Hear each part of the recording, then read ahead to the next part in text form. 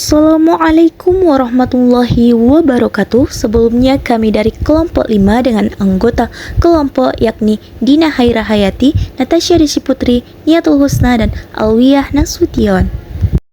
Tentu hampir setiap saat kita melihat berbagai benda-benda yang bergerak, baik di luar rumah, di dalam rumah, di jalan menuju ke sekolah, ataupun di sekolah.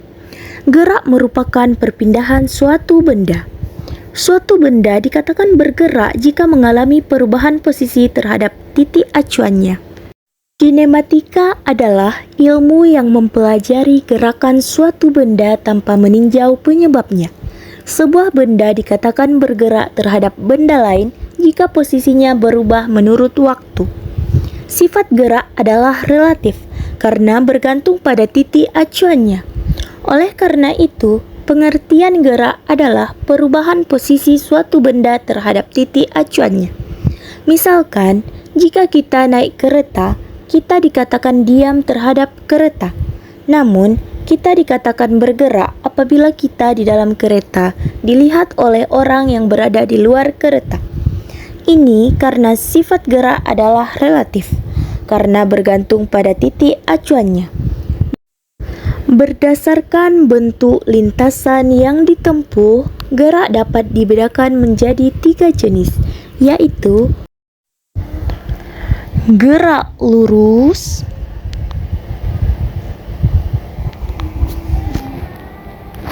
gerak melingkar,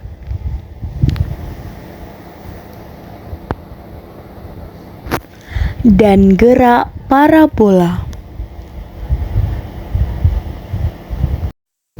Adapun besaran-besaran yang perlu kita pahami dalam gerak diantaranya yaitu jarak, perpindahan, kelajuan, kecepatan, dan percepatan. Jarak adalah panjang lintasan yang ditempuh oleh suatu benda. Jarak merupakan besaran skalar karena hanya mempunyai nilai saja. Sedangkan perpindahan adalah perubahan posisi suatu benda. Perpindahan hanya melihat titik awal dan titik akhir saja, tidak melihat lintasan yang dilaluinya. Kelajuan dan kecepatan juga berbeda. Kira-kira apa perbedaan kelajuan dan kecepatan itu, teman-teman? Apa pula hubungannya dengan jarak dan perpindahan? Selanjutnya, kita belajar soal gerak lurus beraturan. Jika sebuah benda bergerak lurus, ternyata dalam selang waktu yang sama selalu menempuh perpindahan yang sama atau kecepatannya selalu tetap, sehingga benda tersebut dikatakan melakukan gerak lurus beraturan. Contohnya adalah kereta api yang kecepatannya relatif tetap, atau yang lebih jelas lagi adalah mobil Tamiya yang kita tidak bisa atur kecepatannya. Sebagai contoh, apabila dapat dikelilingi gerak dari titik 0 ke titik 20 dalam rentang waktu 20 detik, maka kecepatannya tetap, yaitu 1 cm per detik.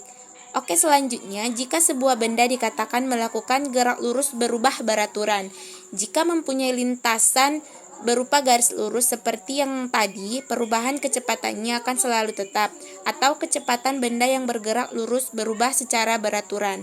Jadi, dalam selang waktu tertentu, kecepatannya yang dicontohkan di video adalah semakin cepat dengan perubahan kecepatannya yang tetap. Di awal gerak lurus beraturan, kecepatannya tetap.